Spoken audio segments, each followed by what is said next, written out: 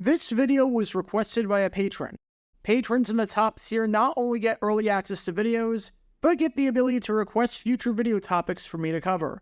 To become a patron, click the card in the upper right corner or the link in the description. And now, on with our feature presentation. December 4th, 2011. It's week 13 of the 2011 NFL season, and we've got an interconference battle on our hands at the Metrodome over at Mall of America Field in Minneapolis, between the Denver Broncos and the Minnesota Vikings. To say that this was a big game for the Broncos would be putting it lightly. Sure, this game didn't necessarily mean a whole lot for the Vikings. They sat at 2-9 and were eliminated from the playoff picture, barring a couple of meteor strikes. But for the Broncos, this game meant the world. Entering this one, the Broncos, after starting the season 1-4 and looking dead in the water, miraculously rebounded to win 5 of their ensuing 6 games, and they now enter this one at 6-5, just one game behind the Oakland Raiders for the division lead in the AFC West. Of course, I couldn't tell this story without saying what they did during the bye week itself, as they officially made their first-round pick from 2010, arguably the greatest quarterback in college football history, Tim Tebow, their starter. And to say that Tebow mania swept the country would be putting it lightly, because there was a period in time, as the Broncos were going on this streak, that Tebow was the biggest athlete in the entire country.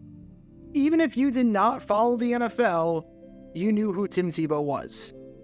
He didn't have the prettiest mechanics or the greatest stats, but somehow, with him under center, against all odds, the Broncos were must-see television, because on a weekly basis, he would just magically find a way to win late in the fourth quarter, with thrilling finish after thrilling finish. During this stretch where the Broncos won 5 out of 6, 2 of those games were overtime wins. Another one was a game where Tebow scored the game-winning touchdown with under a minute left, and another one was a win over the Kansas City Chiefs, in which Tebow completed 2 passes the entire game. No, I did not misspeak. The Broncos won a game in 2011 where they completed 2 passes. And now, all eyes were on the Broncos and Tim Tebow to see if they could do it again and keep one of the greatest and craziest stories in NFL history going for another week. And sure enough, they did just that. In an all too familiar story, the Broncos won at the last second, taking it by a final score of 35-32, getting into that position in the first place thanks to a late drive by who else but Tim Tebow. Tebow actually played pretty well in this game during the second half, as he ended the day going 10 for 15 with 202 yards, 2 touchdowns, no interceptions, and a passer rating of 149.3. Look, when you finish a game just 7 points shy of a perfect passer rating, I'm not going to complain too much. This was probably the best regular season game that Tim Tebow ever played. Tebow Mania was not stopping anytime soon, as once again, Tebow pulled off late game heroics and found a way to win down the stretch. However, as you're watching highlights of this game, and as you're watching the magic of Tim Tebow on full display, you may have noticed something a bit peculiar, and you may have noticed something that seemed a little bit off. And that was the fact that this game, despite the fact that the Denver Broncos were the road team, was being televised on Fox and not on CBS. Now you might be saying to yourself, wait a second, what's the big deal? Games are televised on different networks all the time. And today, that is absolutely true. You are 100% right. Today, in fact, there are no rules about cross-flexing, as every single game is a free agent, meaning that any team on any given week, regardless of what conference they play in, can play a game on Fox or on CBS. There is nothing stopping the Jacksonville Jaguars from playing a game on Fox as the road team today, and there is nothing stopping the Atlanta Falcons from playing a game on CBS as the road team today. But back in 2011, this was unprecedented, literally. This was the first time ever that a game got cross-flexed to a different network. This was the first time in the history of the NFL that they scheduled the game to be played on CBS, and then decided that the game would be on Fox. What is commonplace today was not commonplace a decade ago back in 2011. Which raises the question, why? Why this game? Why did they make the switch? Well, we're going to take a deep dive into that today. Because this is the story behind the strangest broadcast of the 2011 NFL season, considering the circumstances, and the very first crossflex in the history of the NFL. Before I break down why the league chose to crossflex this game in particular, and why they moved the game from CBS to Fox, we need some context to understand, first off, what the heck the rules are with broadcasts. Because without that understanding of what the rules were, none of this makes any sense. NFL broadcast rules used to be extremely rigid, where with the exception of primetime games like Monday Night Football, Sunday Night Football, and Thursday Night Football, and with the exception of the Super Bowl, which was on a predetermined network on a rotating basis, you knew exactly what channel was showing the game based on what the road team was. For years, this was NBC having the rights to the AMC package of games, while CBS had the rights to the NFC package of games. In the mid-90s, NBC retained the rights to the AMC package, while the NFC package of games shifted over to Fox. And starting in 1998, continuing in 2011, and still somewhat existing today, albeit not in its current form, CBS had the AFC package of games, while Fox had the NFC package.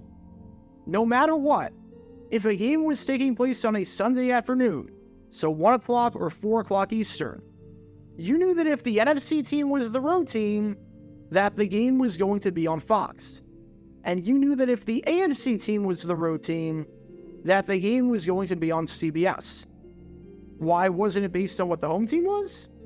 Well, that's because games could get blacked out in the home team's market if they didn't sell out, while games had to be shown in the road team's market no matter what. Blackout rules are a whole separate issue that's confusing in itself, so if you want to learn more about those, you can do so by clicking the card in the upper right corner. That's a fun little rabbit hole. And this meant that with a game that you've been watching this whole time, as in the battle between the Denver Broncos and the Minnesota Vikings, based on the rules that were firmly established and had been the case ever since the merger got finalized in 1970, that this game really should have been on CBS. The Denver Broncos were the road team, and the Broncos played in the AFC, so the game should have been a CBS game, since CBS had the rights to the AFC package of games. It did not matter that the Minnesota Vikings were an NFC team. And when the schedule came out, that was the case.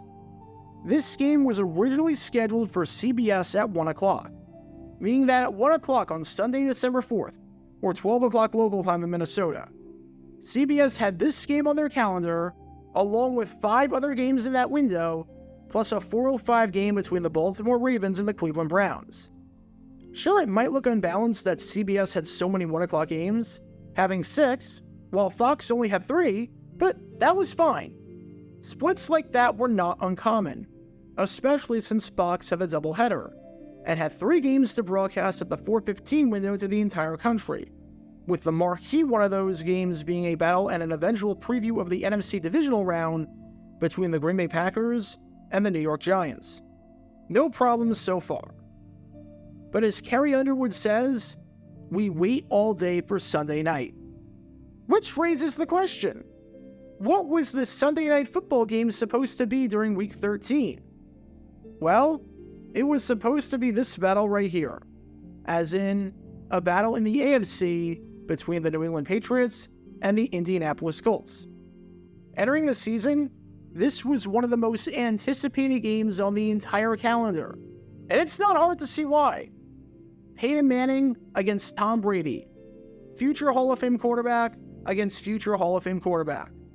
The greatest quarterback rivalry in the history of the sport, and I'm not sure there's a close second. Not only have the teams met every year since 2003, since they usually each finished first in their respective divisions, with the Colts winning the AFC South on a near yearly basis under Manning, and the Patriots winning the AFC East on a near-yearly basis under Brady, but each battle was insanely close and was so much fun to watch. Colts-Patriots was must-see TV. Including the playoffs, the teams met 6 times in the previous 5 seasons from 2006 to 2010, including the iconic AFC Championship that sent the Colts to Super Bowl 41. In those 6 meetings, all of them were decided by one possession. That was it. You knew you were getting a great, highly competitive game between 2 teams that hated each other, and between 2 of the greatest quarterbacks to ever play the sport. Entering the season, it was clear that NBC had a winner on their hands with this game on Sunday Night Football. However, there was just one small problem as the game drew closer in 2011. There was just one teeny tiny problem that we need to talk about. Yeah, the Colts freaking sucked. Peyton Manning was ruled out for the entire season with a neck injury, and the Colts could not carry on in his absence whatsoever. The Colts did not rally around the corpse of Kerry Collins, or Dan Orlovsky, or Curtis Painter, and instead, they were the worst team in football. Through their first 11 games, the Colts were 0-11, boasting the worst record in the league, and posing a serious threat, considering their lack of quality just about everywhere, to joining the 2008 Detroit Lions as the only teams in a 16-game season to go winless.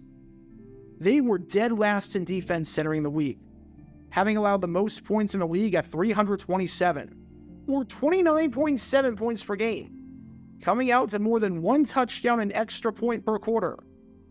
They were third from the bottom in total offense, having scored just 150 points, or 13.6 points per game, coming out to less than 2 touchdowns and extra points per game.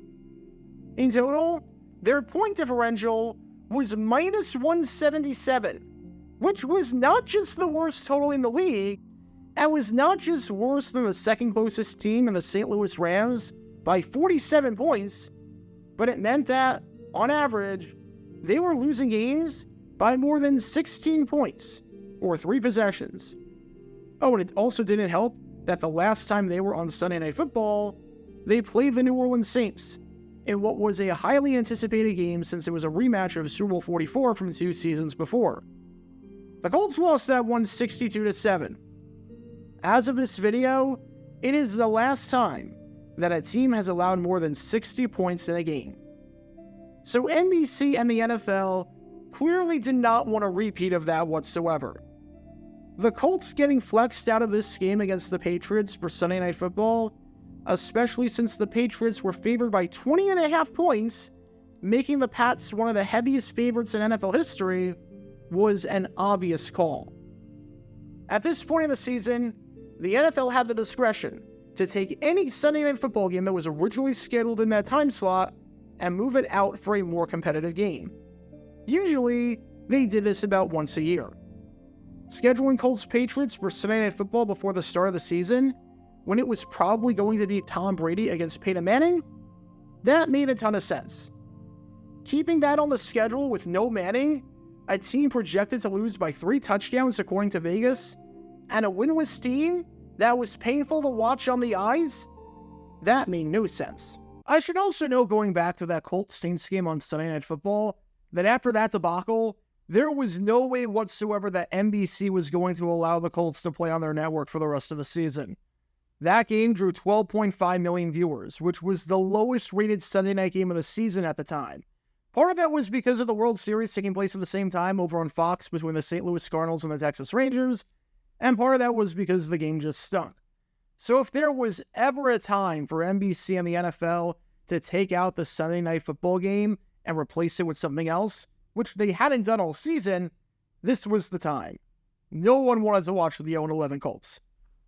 Oh, and those Broncos and Vikings helmets over there?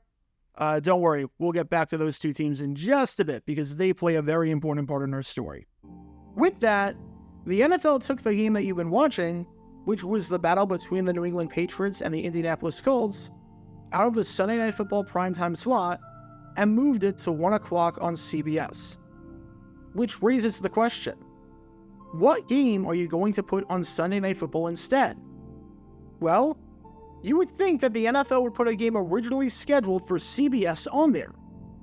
Colts-Patriots, since it was a battle between two AFC teams, was going to move to CBS, so they'd swap one out. Move a CBS game in, take a CBS game out. But this is where the NFL ran into another problem, because none of the games on CBS that week were particularly appealing.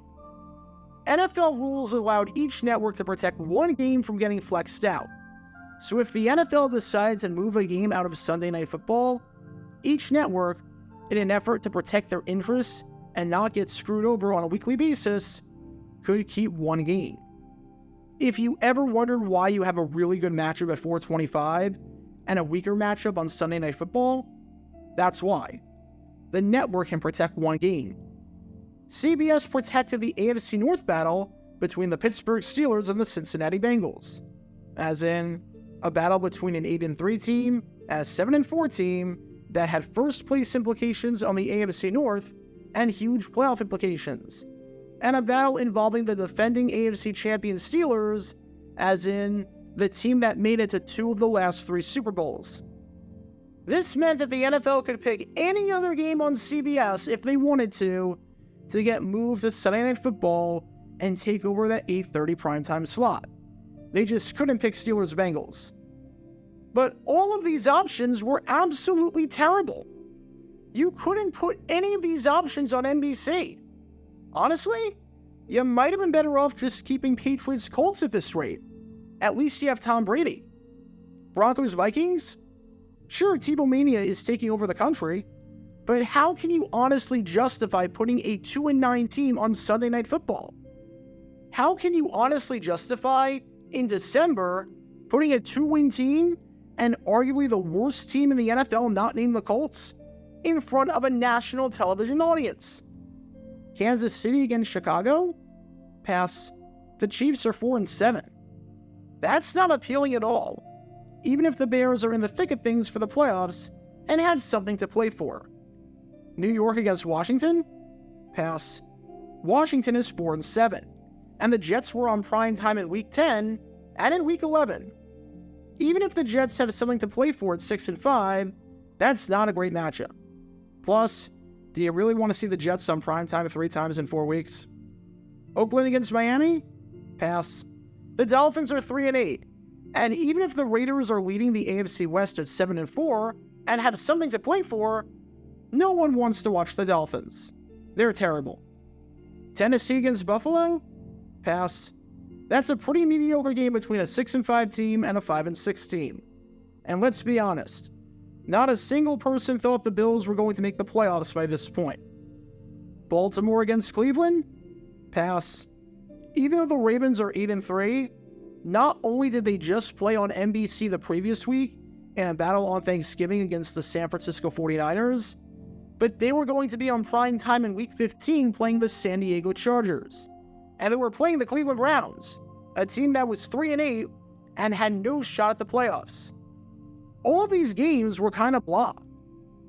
And this meant that the NFL decided to move a game originally scheduled for Fox over to the Sunday Night Football slot. None of the non-protected CBS matchups are appealing, but there was one matchup on Fox that the network did not protect that caught the eye.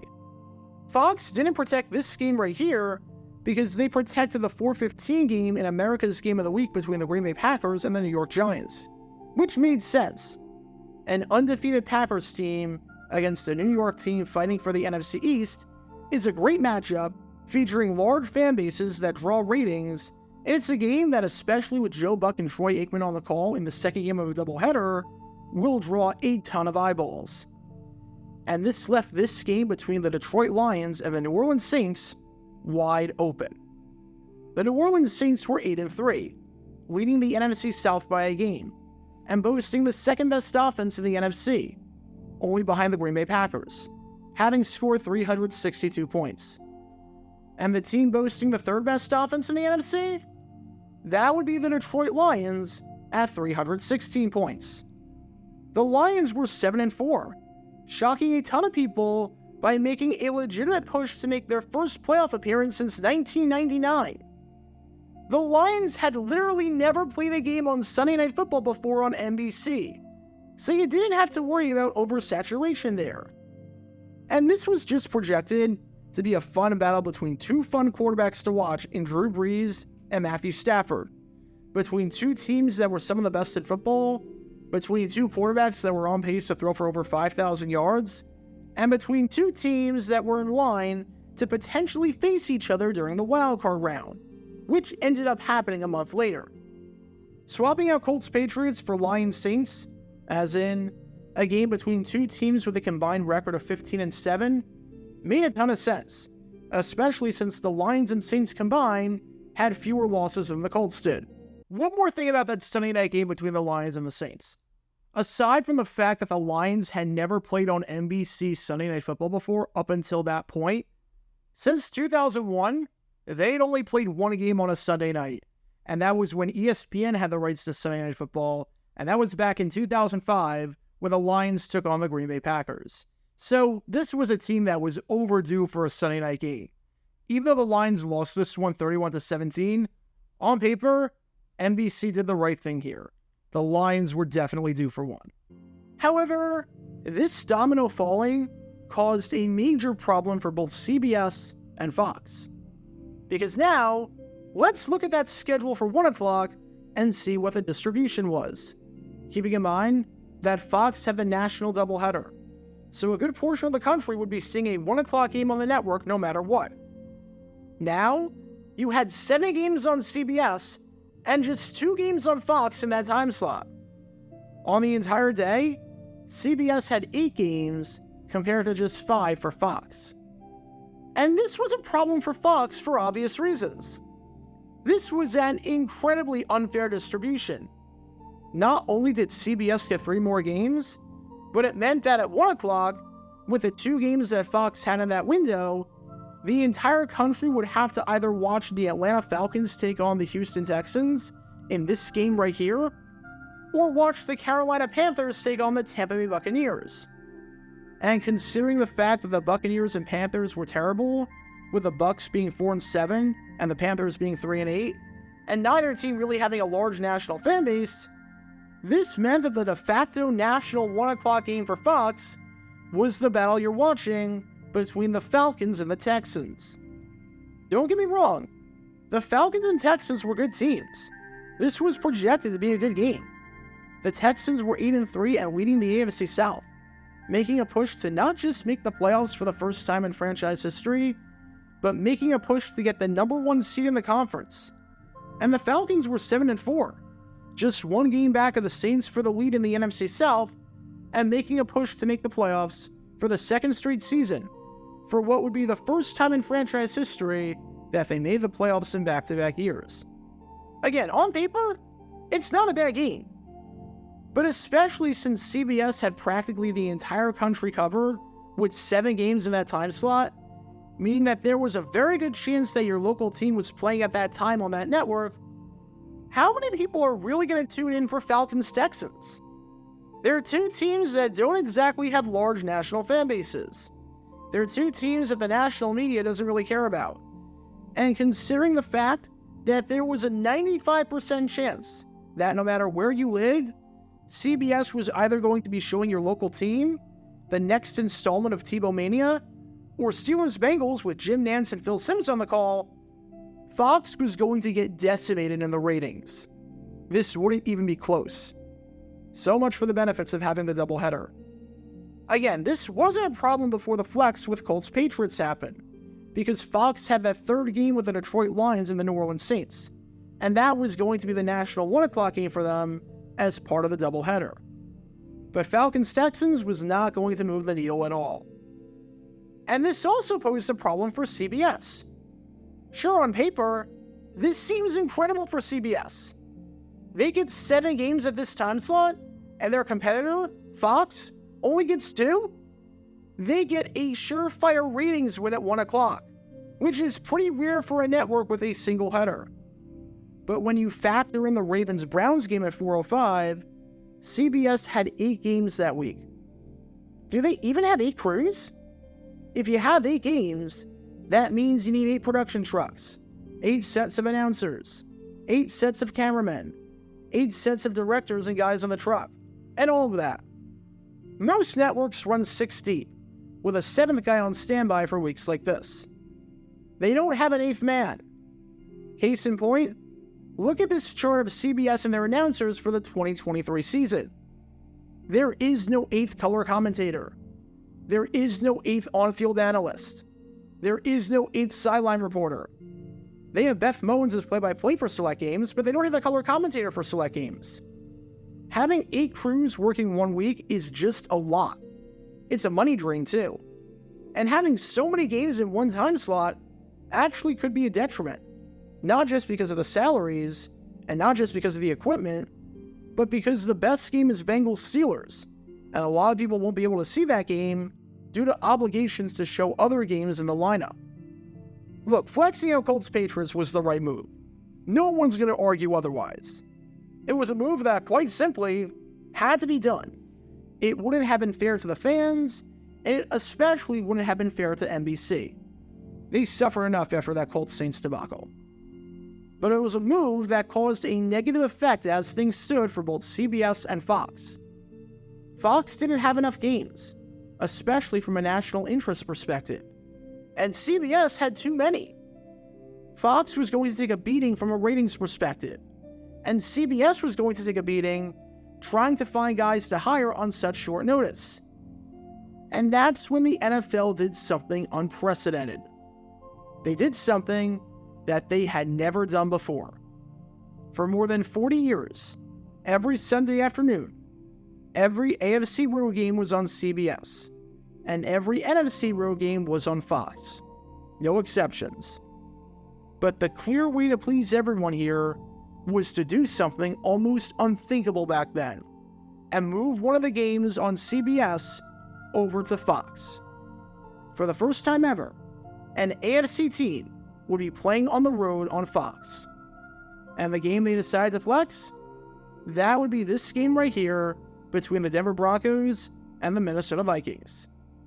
CBS got to keep their marquee game with Bengals-Steelers, but Fox got one of the better games from a fan interest perspective in the 1 o'clock window with Broncos Vikings during Tebow Mania, giving the network an option besides Texans-Falcons to show to the country.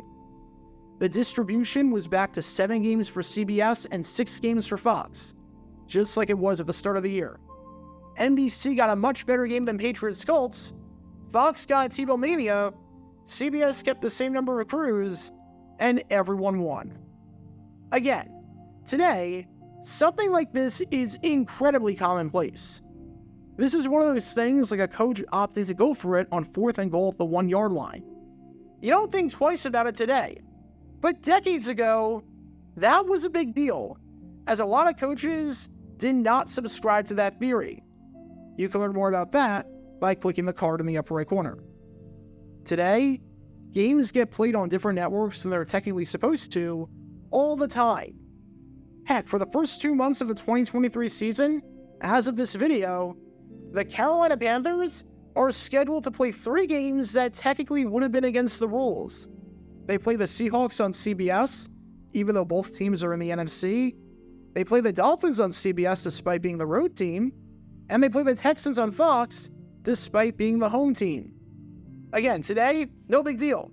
Because today, games truly can be played on any network, and no one bats an eye.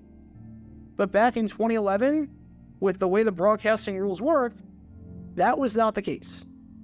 Back in 2011, this truly was unprecedented. Because now you know the full story behind the first ever cross-flex game in NFL history.